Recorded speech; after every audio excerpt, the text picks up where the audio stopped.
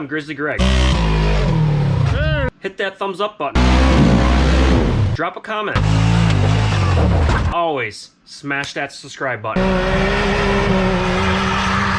Thank you to my sponsor, Pandemic Performance. Check them out on Instagram, Facebook, and pandemicperformance.com for all your performance needs. Enjoy the video. Alright guys, just figured I'd do a quick video on this project side-by-side I picked up. This is a 2005 Rhino 660, and it's even blue. So it matches my other couple machines. Not the 22, but that's beyond the point. So I got this for a good deal. The person I bought it from said that it blew a hole in the block in the crankcase, and I told him I'll give him this price for it, and he said, yeah, come and get it. I gave him a price just in case there was a catastrophic failure. I would just part this thing out. Turns out I brought it home, and other than seeing a bunch of oil down in the floor pans back here, left rear axle boot that's ripped, and a couple flat tires, and a winch fair lead that's kind of messed up front. That's about all I saw. So I happened to just pop the box up when I get home and noticed a lot of the oil was coming from the top part of the engine.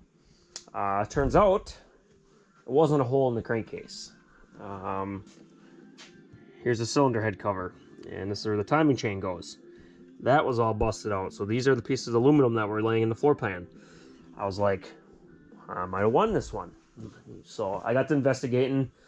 I got to pulling all the shrouding off. Gave this thing a really nice bath. You should have saw it before I got to working on it. First thing you do is I got the top dead center.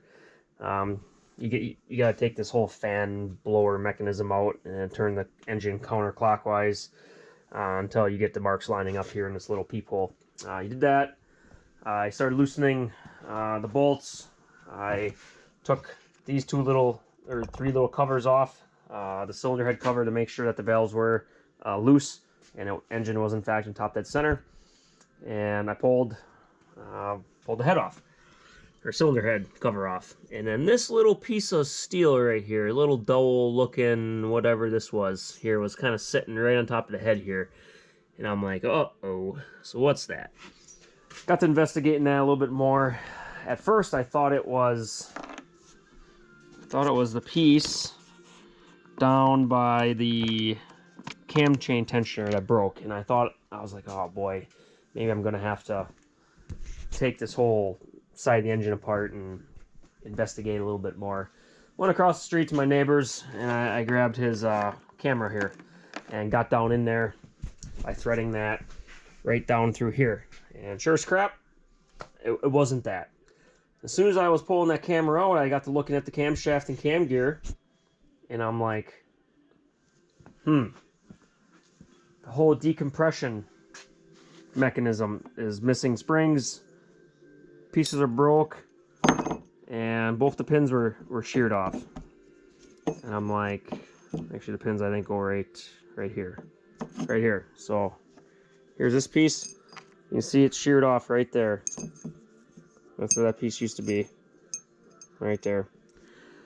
So that's starting to make sense on why when I started this, it ran. When I started it, it didn't want to crank over, and it cranked really hard. Well, that'd be why, because the decompression mechanism wasn't working. It's all starting to make sense. Then I got to taking this gear off, and just now, and yep, camshaft's junk. I noticed there's a little bit of wear right here too, but yep, have to order up a cam, but I just looked on eBay. There's aftermarket assemblies for 50 bucks. So found I used one of these assemblies on eBay for around 200, and this is junk. I think this is where it started. This is the cam chain tensioner. This is supposed to be a spring-loaded ratcheting mechanism that, as the chain stretches and wears, this plunger keeps, moving out and out. Well, when I pulled this, it was all the way retracted. It wasn't even sticking. It wasn't sticking out.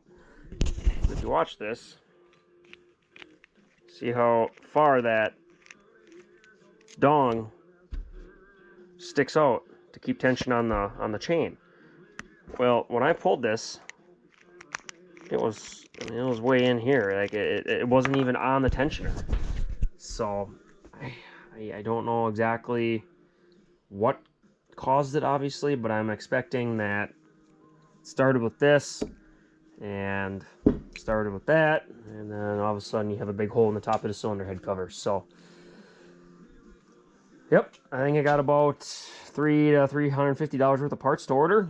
I'm gonna put this thing back together and cross my fingers I do everything right. I got the manual right on the desk there, and I think it's gonna be a 4 or 5 day wait for parts. Next week I'll slap this back together in a night and cross my fingers. I'll get her started and hopefully get her back on the market.